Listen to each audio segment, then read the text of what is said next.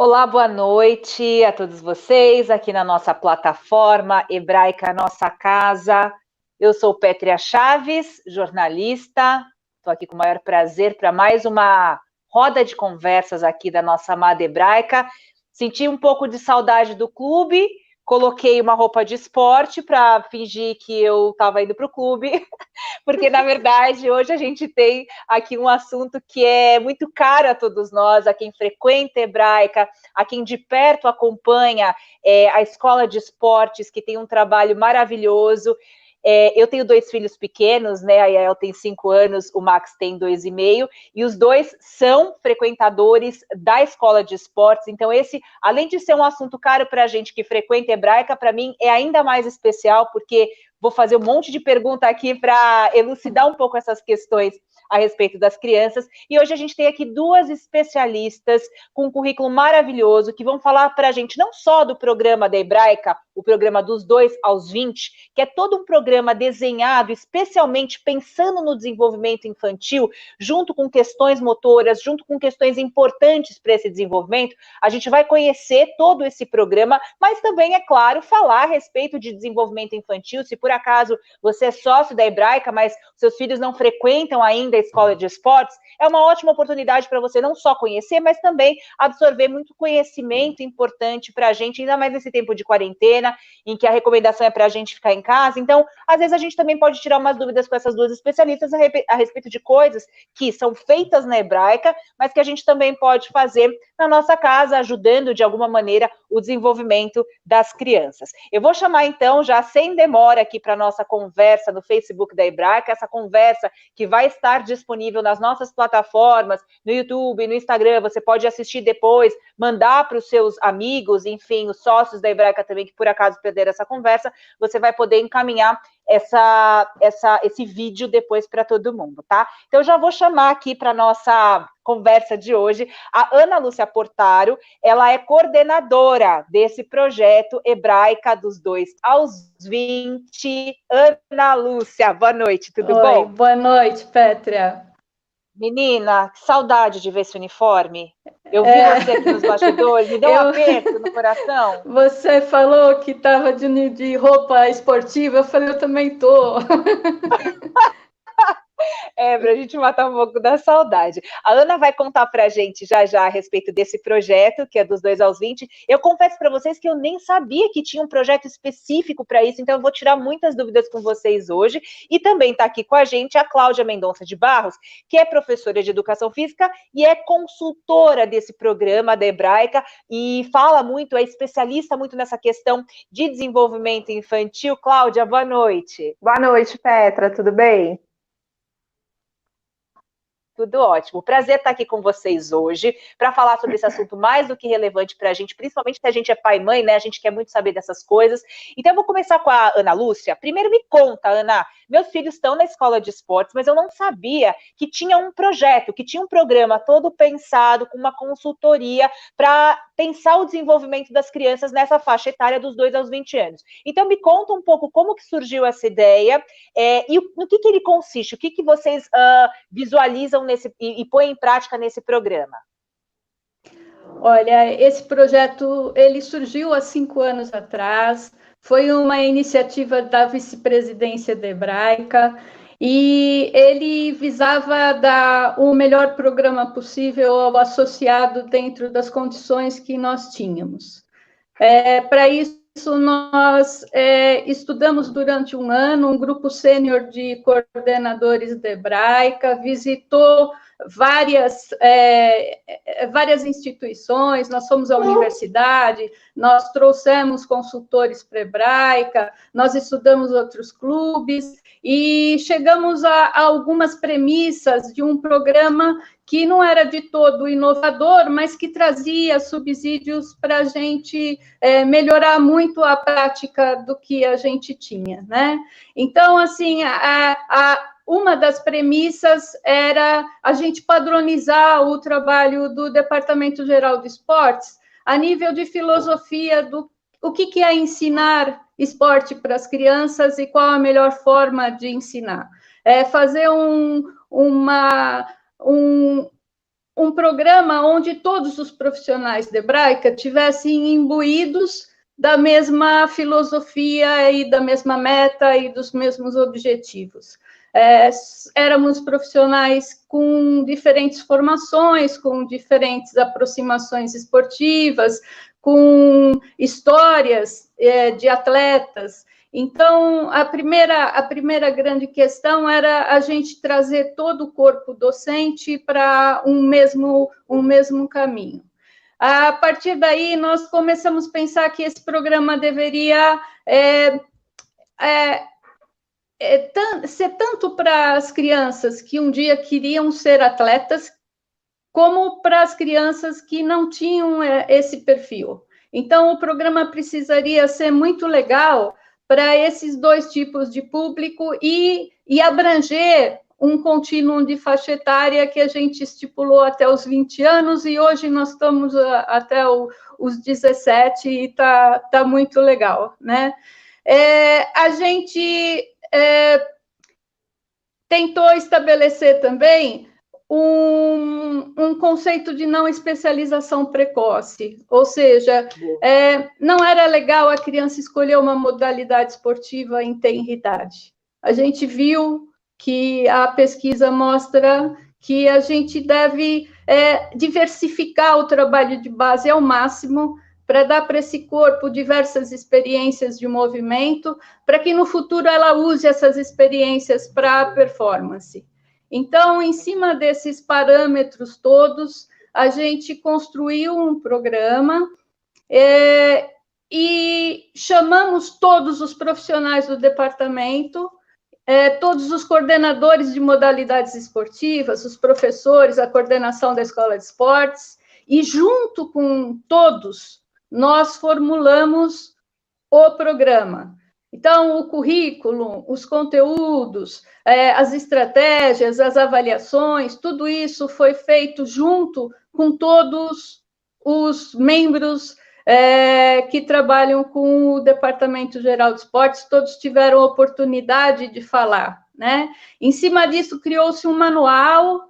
Esse manual ele está sendo revisto a cada feedback que a gente tem de assistir a aula, do trabalho dos professores, de como as crianças estão se portando, qual a resposta dos pais.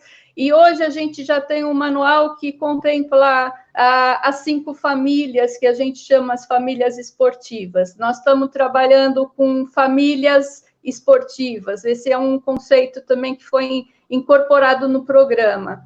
É a família de aquática, de bolas, de ginásticas, de lutas e de raquetes. A gente está trabalhando com esses com essas 5 famílias, tá? E agora eu tenho, olha, o pessoal está participando aqui no Facebook da Hebraica, Ana, e estão falando, a Hebraica arrasa, olha, a Ana está por trás desse projeto, que demais, o pessoal está super vibrando aqui, Helena Zuckerman, o pessoal, a Camila também, a Renata, estão adorando aqui o que a gente está contando. Eu vou querer entrar nesses tópicos que você me colocou, mas eu só quero adicionar aqui a Cláudia na nossa conversa, porque a Ana tocou num ponto que é super importante, que é de você, é óbvio que quando você escolhe um esporte, a criança ou o pai, você vai para o que você prefere, né? Você já fica imaginando, eu sei lá, o futebol, acredito que tenha uma procura gigantesca, né? Porque, enfim, Brasil, no caso, né? Mas eu queria saber de você, qual é a importância dessa cultura esportiva, ainda mais dentro de um clube, para que a gente diversifique, como a Ana está colocando aqui para a gente. Depois, Ana, eu vou querer entrar um pouquinho nessas famílias esportivas para explicar aqui para a nossa audiência, que está super grande, a importância de cada uma delas. E se fosse possível, né, a gente poder colocar as crianças em cada uma delas, né, se possível. Então, eu queria que a Cláudia explicasse para a gente por que essa diversificação é importante e como, no âmbito do clube, ela de acontecer. Então, vamos lá, gente. Tem uma questão que eu acho que é importante, que é o seguinte, a gente tem que entender muito de corpo, né? Como é que a gente vai desenvolvendo a consciência sobre o nosso corpo para a gente estruturar um programa esportivo. quando eu vim aqui para a Hebraica, eu identifiquei que a Hebraica tem um patrimônio incrível, que é a equipe profissional que compõe esse programa de esportes, né? São pessoas que trazem experiências maravilhosas e é muito bacana a gente observar que essa mistura de diferentes profissionais, de diferentes experiências, compõe um programa tão rico. Mas era importante que a gente, a partir dessa mistura, que a gente conseguisse convergir todas essas experiências para um mesmo objetivo. Então, a gente foi conversando sobre o que era esse corpo e como que esse corpo ia sendo organizado, como que a criança ia organizando esse corpo ao longo da vida dela, para a gente, então, entender por que a especialização precoce, no momento que a gente está falando na pequena infância, ela era ineficiente. E ela, inclusive, não resultaria em excelentes atletas no futuro, pelo contrário, né? Então, a gente tem que entender que, assim, a criança, ao nascer, a maior parte não, na verdade, todos os movimentos que ela apresenta para a gente são movimentos reflexos. Então, ela ainda não se apropriou desse corpo. Esse corpo, como é que eu vou me apropriar de uma coisa que eu não domino, né? Que eu não comando? O corpo, na verdade, ele não vai obedecer às vontades da criança, uma vez que esses movimentos são todos automáticos. À medida que esses reflexos vão sendo substituídos por movimentos que a gente chama de movimentos voluntários, que são aqueles movimentos que obedecem à vontade da criança, esse sistema nervoso vai amadurecendo e essa criança vai sendo capaz de controlar esse corpo, a criança vai se apropriando desse corpo. Isso vai acontecendo até mais ou menos os 2 anos de idade. Então, quando a gente olha, por exemplo, uma criança de 2 anos de idade, se a gente pede para ela, olha, se desenha, o que ela faz? Ela desenha um círculo, é esse desenho que ela apresenta, porque é isso que ela entende que ela é.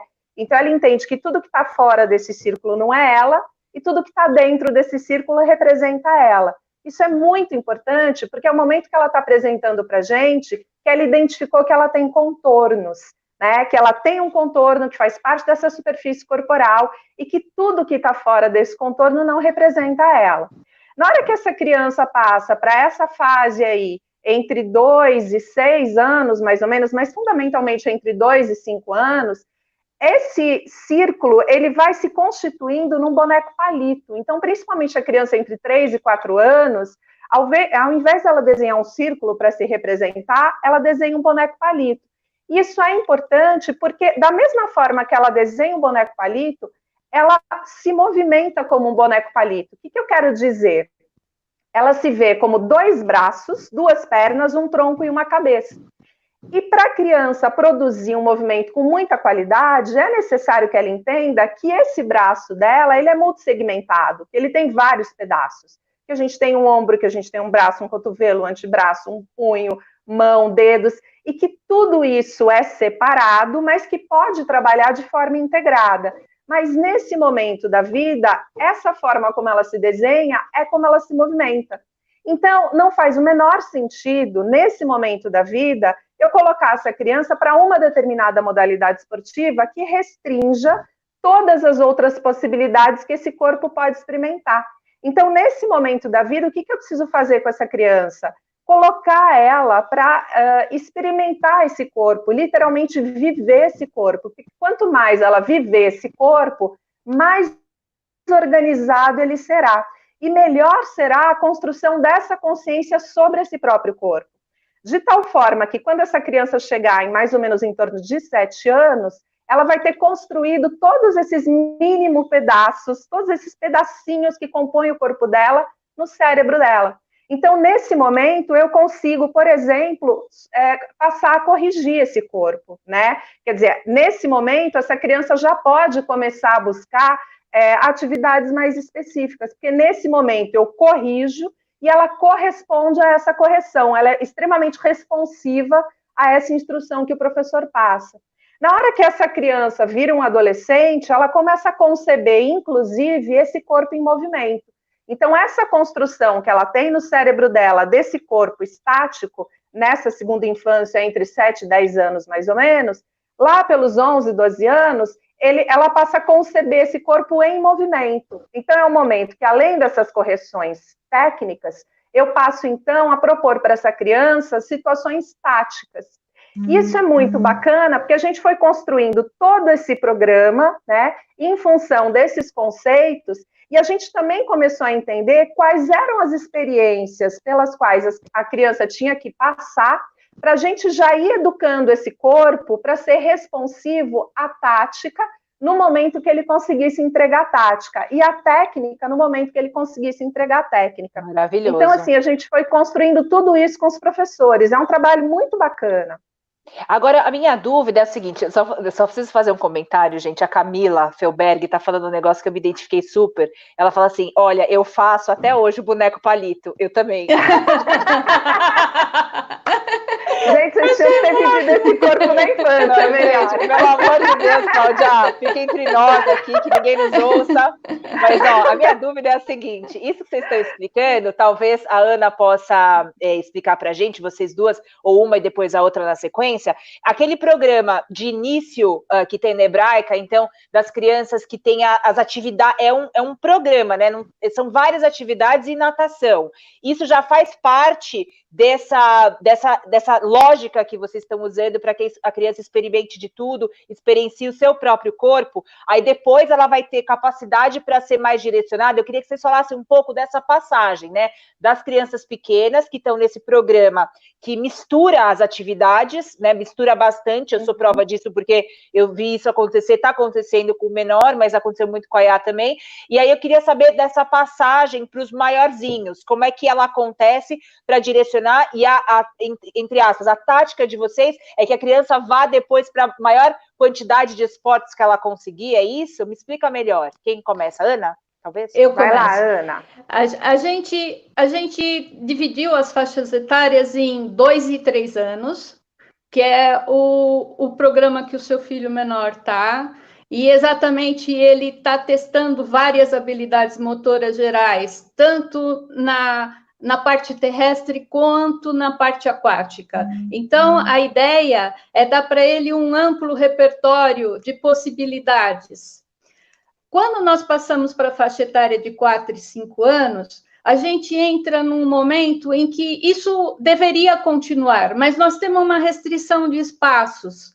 Então, nós tentamos localizar dentro dos espaços as ginásticas, a lutas, a aquática e a bolas, e colocamos, inclusive, o futebol nisso, mas metade da aula, 50% da aula dessas crianças é de habilidades motoras gerais. Então, elas continuam aquele programa dos 2 e 3 anos, com habilidades mais complexas e com combinações mais complexas, durante 50% da aula. E o outro 50% a gente utiliza alguns fundamentos muito simples do esporte e dos locais onde a gente está. Então, na sala de ginástica, a gente explora os elementos da sala de ginástica. Na água, a gente explora as possibilidades de água e etc.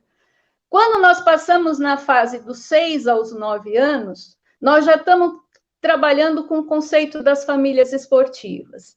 Qual é esse conceito?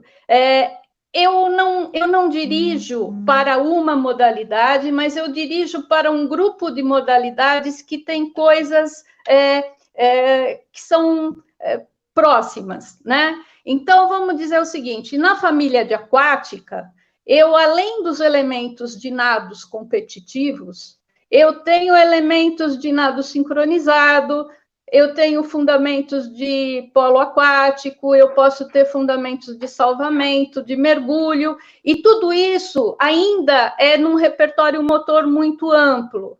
Para depois dos 10 anos, eu começar a especificar as modalidades esportivas. Então, aí ele faz só natação, ele faz só polo aquático, ele faz só nado sincronizado. E assim acontece nas diferentes famílias que a gente está trabalhando. Temos uma outra exceção aí, mas o fundamento básico é esse. E aí, Cláudia, qual que é a relevância desse mix, né? Você estava explicando para a gente sobre essa apropriação do corpo. Qual é a importância desse desenvolver e como é que hoje vocês entendem que esse programa está capacitando as nossas crianças para esse contato, para esse aprimoramento do corpo? Inclusive, tem uma pergunta aqui, acho que é do Eduardo, aqui no Facebook, ele fala também a respeito, isso é bem legal, carga horária, né? Quanto tempo as nossas crianças devem ter de esporte por dia? Então, vamos lá. Eu vou começar explicando, gente, assim, a partir do momento que a gente consensou a respeito dessas fases de desenvolvimento, né, o que a criança era capaz de entregar em cada momento, como é que a gente começou a organizar? Primeiro, o primeiro momento do programa foi fazer com que os professores desenvolvessem a maior parte de habilidades motoras possíveis nessas aulas. Isso tanto em terra quanto na água. A água foi um enorme desafio também para a gente, porque em terra é mais fácil para o professor de educação física identificar quais são essas habilidades motoras que devem compor esse programa. Em água, é natural que um professor de natação recrute muito habilidades específicas dos nados. Então, a pernada dos nados, as braçadas dos nados e assim por diante. E a gente teve, na verdade, que desconstruir isso também. Fazer com que aquela aula de natação, na composição dela, esses elementos também aparecessem, mas não só esses elementos. Então, foram propostos vários treinamentos para essa equipe, a gente foi construindo muito juntos, porque a equipe traz muitas informações para a gente, eles que estão lá na linha de frente, né? Até que a gente chegou num outro momento, como a Ana já tinha explicado, esse manual que a gente apresenta para os professores, ele é extremamente dinâmico. É isso que é a beleza desse programa, né? Não existe um modelo estanque, a gente está o tempo inteiro ressignificando o modelo a partir da entrega, daquilo que os professores estão conseguindo entregar e aquilo que as crianças estão respondendo. Para vocês terem uma ideia, a gente chegou num momento agora aonde na parte terrestre a gente está desenvolvendo, na verdade já foram propostos esses treinamentos para os professores, onde a gente está olhando lá na frente, que é essa pergunta que você está me trazendo, né? Como é que essa criança pequena vai se transformar num grande atleta? Como que eu garanto isso para ela, né? Então, a gente foi para a quadra, construir com os professores diversas atividades, diversos jogos, e aí os pequenininhos, onde que a gente começa? A gente começa com pega-pega. Mas aí a gente vai, na verdade, não é um simples pega-pega, né? O que está por trás de cada um desses pega-pegas e como é que eu vou aumentando o nível de complexidade de cada um desses pega-pegas? Então, a gente tem toda uma periodização desses pega-pegas. Qual é o tipo de pega-pega que eu vou apresentar? Como que eu vou aumentar o nível de dificuldade deles? Porque qual que é a ideia? A partir, por exemplo, dessas atividades de pega-pega, a criança ela vai aprendendo a olhar para aquele espaço de forma antecipatória.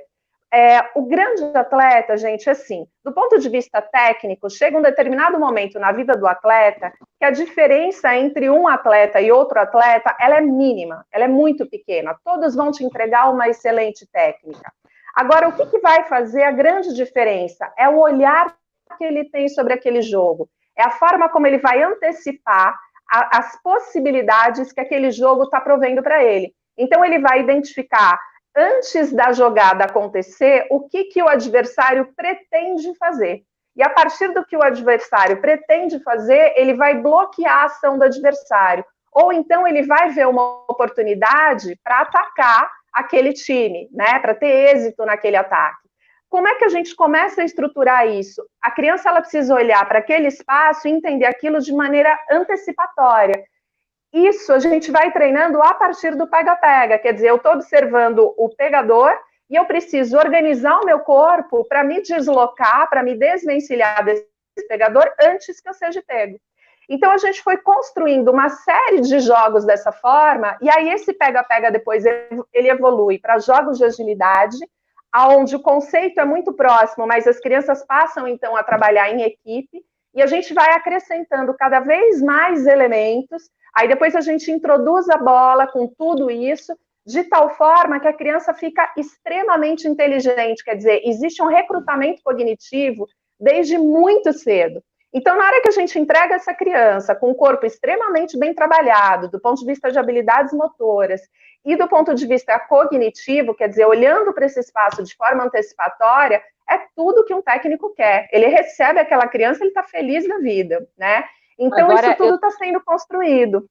Agora, eu tenho uma pergunta que me ocorre aqui, até por conta dessa tua fala, talvez eu jogue essa pergunta para vocês duas, mas começar com a Ana, porque qual que é a minha sensação? É claro que a gente, como um clube, você quer preparar e, quem sabe, ter atletas, mas mais do que isso, a gente está preparando as crianças para serem adultos mais preparados, mais saudáveis. E é claro que o trabalho do corpo traz mais consciência para a vida, né? Traz mais capacidade, inclusive, para aprendizagem na escola, né? Que também é uma vocação da Hebraica. Então, o que eu queria perguntar para a Ana é um pouco disso, assim, e isso eu percebo, e eu fico muito feliz de perceber isso, mas eu posso estar enganada no todo, porque eu tenho também o reflexo da minha família e dos coleguinhas das crianças. Mas a intenção, é claro que é de formar, como a Cláudia falou, corpos de atletas. Mas mais do que isso, eu percebo o intuito de trazer o esporte como algo da vida das pessoas, como algo do nosso dia a dia, como uma ferramenta para viver melhor.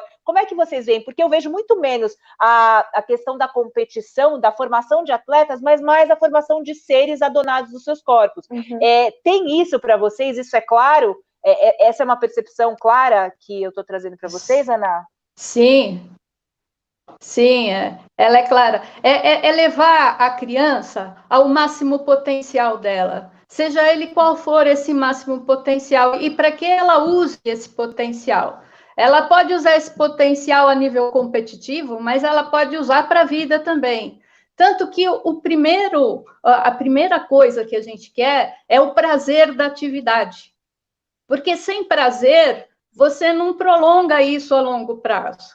Então, assim, tem que brincar, tem que rir, tem que descobrir o prazer da conquista do movimento, da conquista da habilidade, sabe? Eu consegui saltar, eu consegui virar, eu consegui jogar, eu fiz o gol. Então, essas experiências positivas, elas tendem a perpetuar a vida ativa das crianças, dos adolescentes.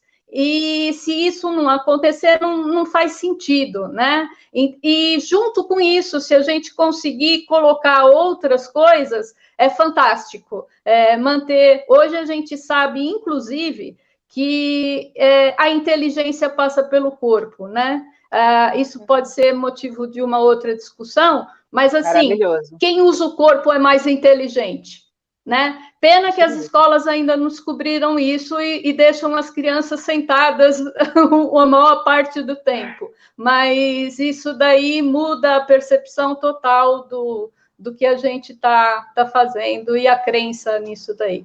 Maravilhoso. Acho que você tocou num ponto fundamental que eu acredito e muito, assim, por isso que eu acho que a gente é muito privilegiado numa cidade como São Paulo, de ter um clube como Hebraica. Eu sou pesquisadora sobre educação, a gente fala muito a respeito dessa questão de espaços para a criança que no processo de aprendizagem tenha como explorar esses espaços, né? Se explorar no mundo. E aí eu queria jogar essa pergunta para a Cláudia, que é muito legal, Cláudia, também, colado nessa ideia da formação de pessoas, né? Não só de atletas, de esportistas, mas a formação de pessoas.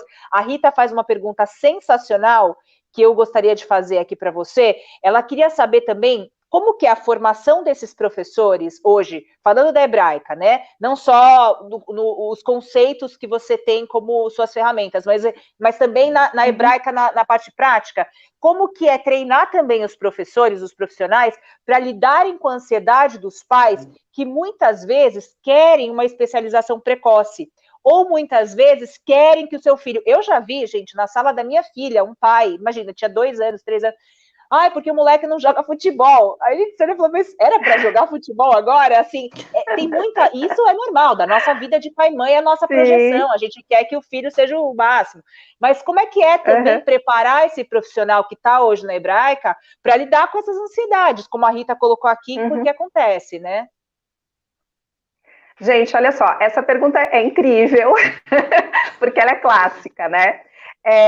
O que é importante é assim, a partir do momento que esse profissional está extremamente fundamentado e está muito confortável com aquilo que ele está propondo, naturalmente ele fica mais seguro para lidar com esses pais. Eu costumo dizer o seguinte, quanto mais informação você der, quanto mais você investir na comunicação, menor é a especulação. Então, assim, eu também sou mãe, né? Eu sei exatamente qual é essa angústia que mora nesses pais, porque eu passo por isso. Na hora que eu estou do outro lado, eu também passo por isso. Eu também quero que os meus filhos sejam os melhores em tudo, né? E, na verdade, eles são simplesmente, ainda bem, no meu caso são 2 adolescentes, mas 2 adolescentes absolutamente normais, o que para mim é excelente, né? Porque eu acho que quanto mais a gente vai desviando dessa curva, e mais problemas a gente traz, né? Então, a grande questão é essa, é a gente fundamentar muito esses profissionais, e é o que a gente está fazendo, a Hebraica está investindo muito nessa fundamentação, justamente para que eles estejam extremamente seguros e confortáveis. E os pais, na hora que eles começam a observar que essas crianças, na verdade, a gente está melhorando o rendimento dessas crianças, né? A Ana estava trazendo a questão de morar a inteligência no corpo. Gente, o corpo, ele vai mediar minha relação com o mundo desde muito cedo. Se a gente for pensar, por exemplo, a criança pequenininha, eu sempre dou esse exemplo. Você pega uma criança, um bebezinho que está no colo de alguém, né? Então, ele só consegue enxergar aquele mundo que aquela pessoa que está sustentando ele possibilita, né? De repente, aquele bebê vai para o chão. Ele descobre, por exemplo, uma descoberta importante, ele identifica que, embora ele não esteja vendo as coisas, elas continuam existindo. Isso é viabilizado pelo corpo. Porque na hora que eu estou no colo de alguém, eu olho uma parede, porque a pessoa que está me sustentando está mostrando essa parede para mim. Depois a parede morreu. E na hora que eu estou no chão, me arrastando, engatinhando, enfim, eu olho aquela parede existe. Aí eu virei ao contrário. Eu estou olhando a janela existe. Mas eu voltei para a parede voltou a existir. Então, são conquistas cognitivas e elas vão acontecendo ao longo de toda essa infância aí. Então, realmente, criança que enfim, tem o corpo bem organizado, é criança mais inteligente. Outro exemplo que a gente pode dar, vocês estavam, né, trazendo a questão que a gente quer crianças felizes, enfim, corpo organizado ajuda, por exemplo, no desenvolvimento moral. Existe um diálogo muito grande com o desenvolvimento moral. Claro. Porque se a criança não tem limite, se ela não conhece limite, ela também não constrói essa organização do corpo dela. Eu preciso entender onde começa, onde termina meu braço, para eu conseguir produzir um movimento eficiente, né? Então, existe um diálogo o tempo inteiro entre esse movimento e essas questões afetivas, morais, cognitivas, sociais. Quer dizer, o desenvolvimento ele está todinho integrado. Na hora que o pai observa que isso está acontecendo com o filho dele, é tudo que ele quer. Né? Então, ele questiona quando ele está muito desconfortável, quando aquele trabalho não está entregando aquilo que ele quer.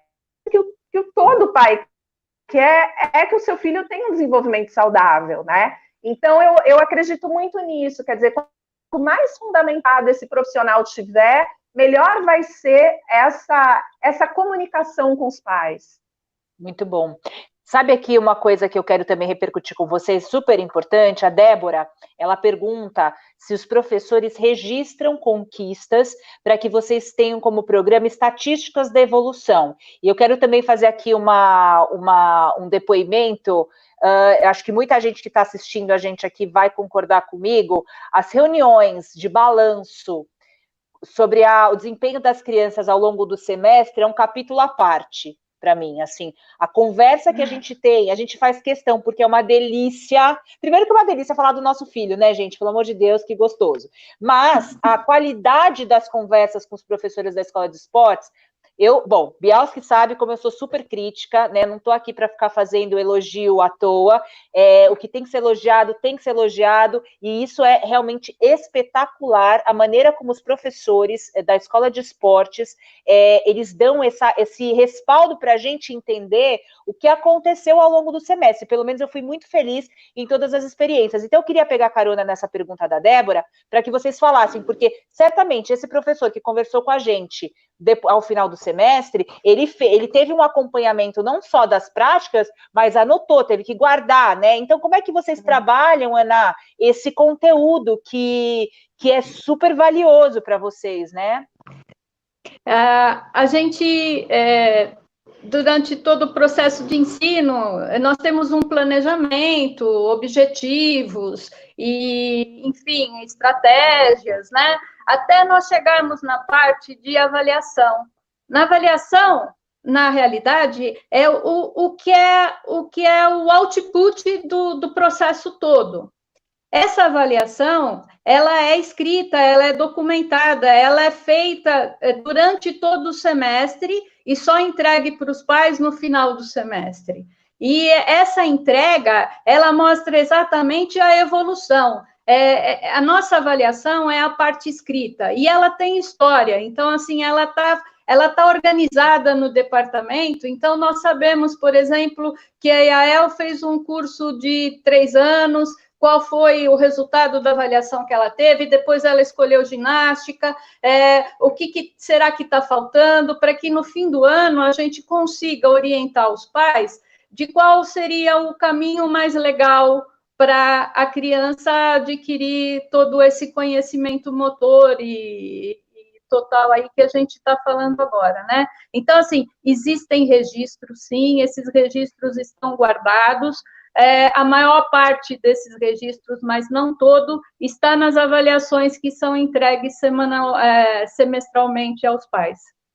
Muito lindo. E qual que é a importância disso, Cláudia? E também, novamente, eu acho que recai sobre a questão dessa capacitação do professor, porque isso é o diferencial, absolutamente, assim, essa formação que você está contando para a gente, que vocês estão contando para a gente, ela pode ser muito linda na teoria, mas se ela não se concretiza nesses professores incríveis que a gente tem, não vale nada, né? Então, me fala um pouco disso, assim, desse olhar, né, desse profissional que hoje está acompanhando as nossas crianças.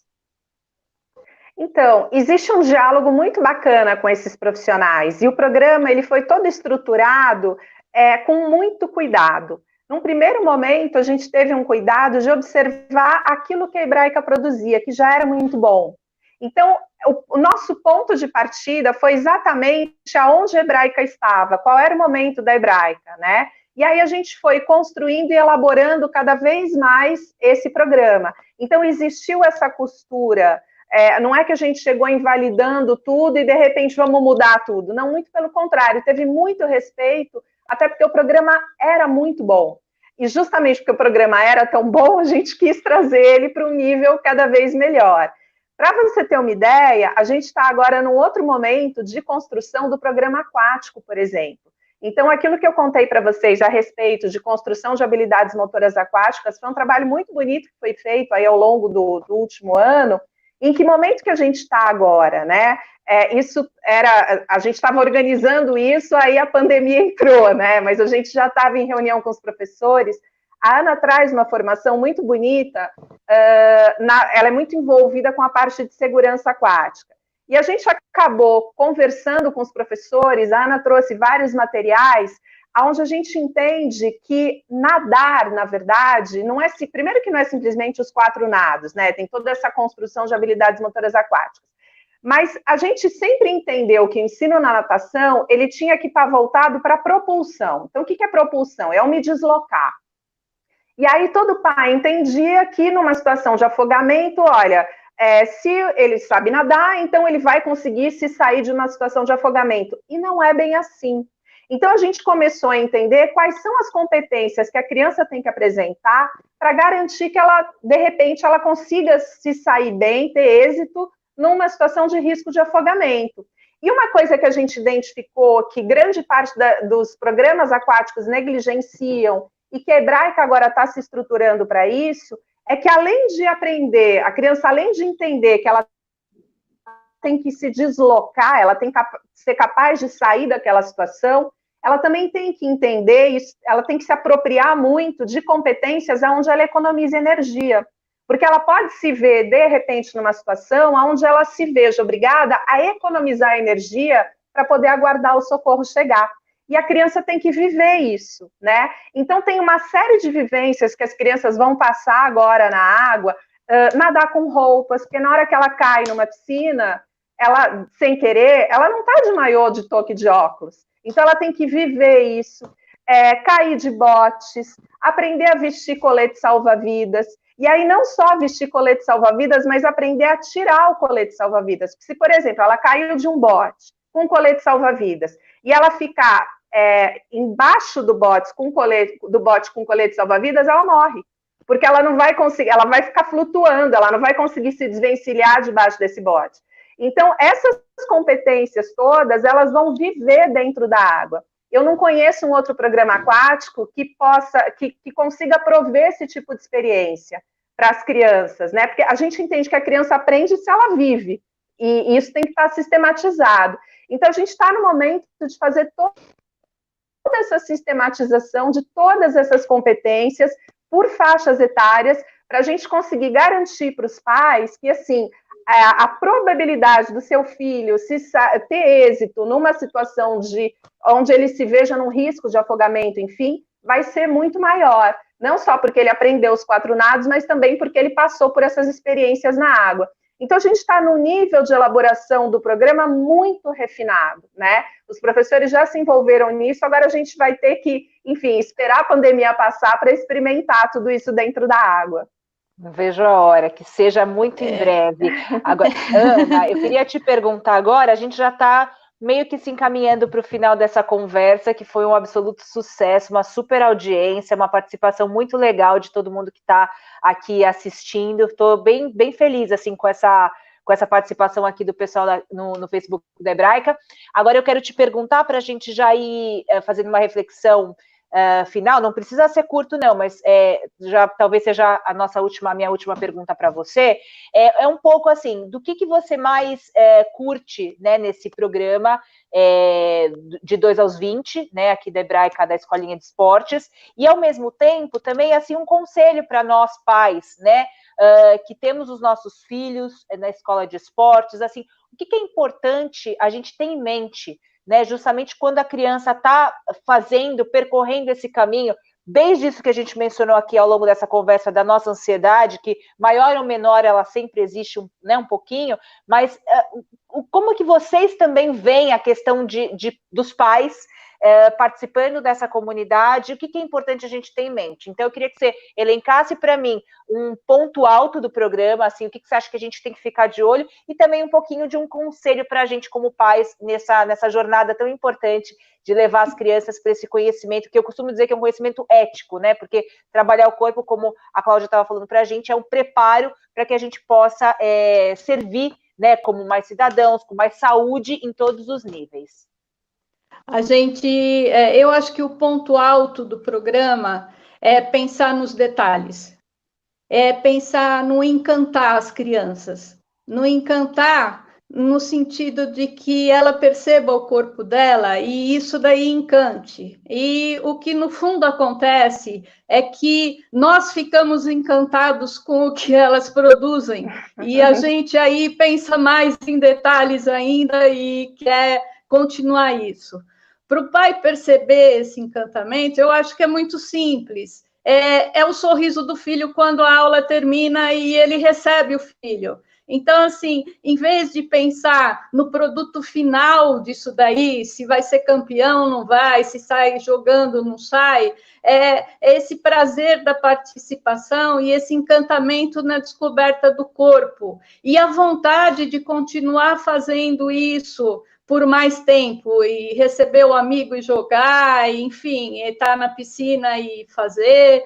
Então, eu acho que isso daí, junto com o corpo docente e junto com a coordenação da Escola de Esportes, né? A Regina, a Cláudia, a Roberta, que estão presentes o dia inteiro, não adianta nada a gente pensar em objetivos, avaliações e metas de programa, etc., se não tiver o carinho e a afeição que esse pessoal tem que conhece nome, que sabe o que faz, onde está a faixa do judô, sabe? Então, esse envolvimento é um envolvimento. Você peguei na escola maternal, almoçou, não almoçou, comeu, não comeu, enfim, tem que tomar o remédio. Então, assim, essa coisa, ela é a vida da Hebraica, ela é a que segura o associado, eu julgo isso daí, né, que é o ponto alto do nosso programa.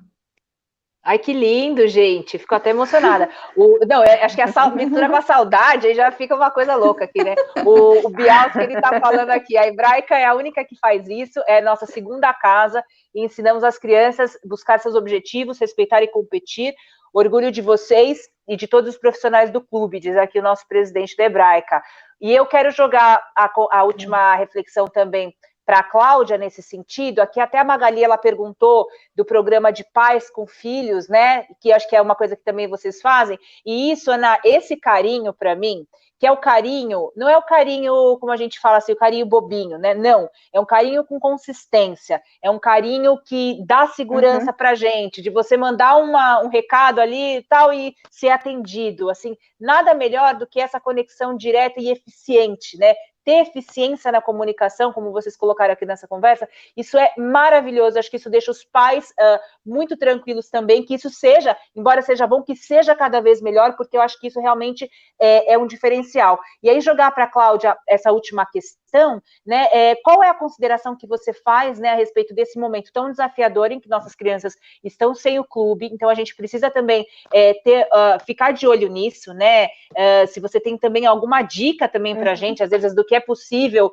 fazer, enfim, para que eles não percam tanto assim, né, não sei se isso é possível, na verdade, né, num momento tão bizarro como esse que a gente está vivendo, mas, e também falar um pouco do programa, assim, você já deu aí algum um spoiler para a gente do que a gente pode esperar quando voltar da pandemia, né, mas algum destaque também para que a gente fique atento, talvez esse programa de pais e filhos aqui que a Magali mencionou, o que a gente tem que ter em mente para também ajudar a Hebraica a fazer um excelente trabalho?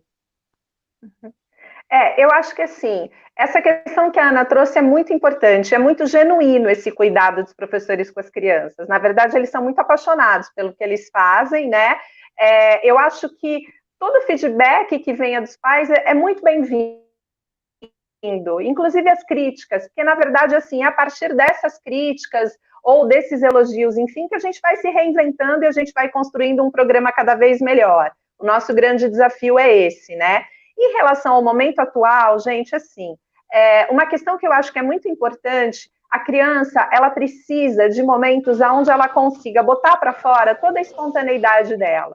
Então, a gente está, de verdade, num momento muito tenso, os pais estão tensos, porque o que acontece, né? É muito difícil para a criança lidar com a imprevisibilidade. A criança, ela não vive essa perspectiva de futuro, ela vive o momento presente. E como nem a gente tem resposta para isso, né? A gente também está lidando com toda essa imprevisibilidade. Eu acho que, na verdade, a gente tem que curtir esse momento que a gente está com eles dentro de casa. Eu, no começo da pandemia, estava muito tensa e agora eu estou muito tranquila, porque, assim, eu estou conseguindo almoçar com os meus filhos, que é uma coisa que eu não fazia. Quer dizer, eu estou conseguindo ter momentos com eles que eu nunca tive antes, né? Então, eu acho que também a gente tem que olhar por esse lado, tem que olhar esse lado positivo. Essa criança dentro de casa, ela vai ter que ter momentos onde ela vai estar liberta para brincar, né? Uma vez que essa aula dirigida, ela está inviabilizada agora, nesse momento, naturalmente ela busca o movimento. O movimento, na verdade, ele é a alma da criança, ele está integrado com ela. Então, se ela tiver esses bons momentos de brincadeira, né, nada está perdido, sabe? A gente vai voltar melhores de toda essa situação, e eu acho que em pouquinho tempo vai estar todo mundo de volta, o trabalho vai estar de volta aqui. É só ter muita paciência nesse momento. Gente, muita saudade da Hebraica, mas é por isso que a gente está aqui, na nossa Hebraica, nossa casa virtual, né, trazendo um pouquinho de, enfim, conexão com o nosso clube amado. Tá aí para vocês, então, essa conversa sensacional com essas duas feras, especialistas em esporte, nessa conexão com as nossas crianças. Então, é muito legal. Se alguém tiver alguma dúvida, então, busque elas aí nas redes para tirar alguma dúvida, né? Se ficou alguma dúvida na soma aí desse nosso papo, acho que elas estão super abertas a isso. Queria agradecer imensamente a Ana Lúcia Portaro, que é coordenadora desse projeto lindo, Hebraica dos 2 aos 20. Eu, como mãe, fiquei muito feliz de conhecer um pouco mais a lógica desse programa, de saber que tem toda uma filosofia por trás dele. Isso realmente deixa o nosso coração muito feliz, viu, Ana? Parabéns pelo trabalho. Que bom. E obrigada aí pela oportunidade e pela mãe presente que você é. Ai, que linda. E Cláudia, muito obrigada também para você. Eu adorei essas tuas explicações. Eu acho que para a gente que se preocupa mesmo com esse desenvolvimento, saber toda a filosofia por trás do que está sendo colocado na prática, e mais do que nunca, saber da dedicação que vocês têm na formação desses professores, que pelo que eu estou vendo aqui nessa nossa live, eles são apaixonados, porque o que tem gente falando, eu amo trabalhar na Hebraica, é mesmo, é assim mesmo. Então, assim, eles estão super envolvidos, participaram aqui dessa conversa, então te agradecer também, até em nome da Hebraica, por esse carinho e essa atenção, essa profundidade com que vocês formularam esse programa, tá? Eu que agradeço, foi muito bacana. É isso, eu espero que a gente converse em breve. Essa é a Hebraica Nossa Casa. Quero agradecer também a você que assistiu, a você que vai encaminhar essa conversa aí para o pessoal que é da Hebraica, encaminha para todos os nossos amigos sócios, quem perdeu, quem quer saber um pouquinho mais, quem tem filho pequeno na escola de esportes. Agradecer também imensamente a Maria Eisenstein, que é organizadora de toda essa orquestra aqui, e o Daniel Bialski, nosso presidente, que está promovendo encontros tão incríveis nessas plataformas da Hebraica. Eu lembro a vocês que fiquem todas, né? Fica em Facebook, depois vai para o Instagram, vai para o YouTube, então vocês podem assistir depois com mais tranquilidade também. Deixo um beijo enorme para vocês. Até uma próxima. Ótima semana para todo mundo. Tchau.